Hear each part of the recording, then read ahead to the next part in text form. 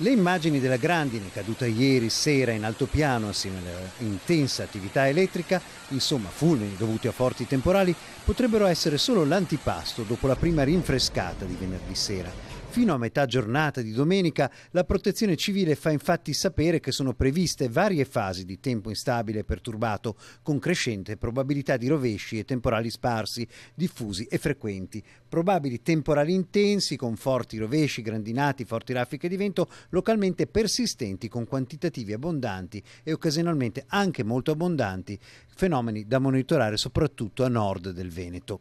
Come sempre in questi casi è stato diramato un bollettino di stato di attenzione, ossia l'allerta gialla sulla rete idraulica principale e lo stato di preallarme, allerta arancione, per criticità idrogeologica, valevole fino alle 8 di lunedì 29 luglio.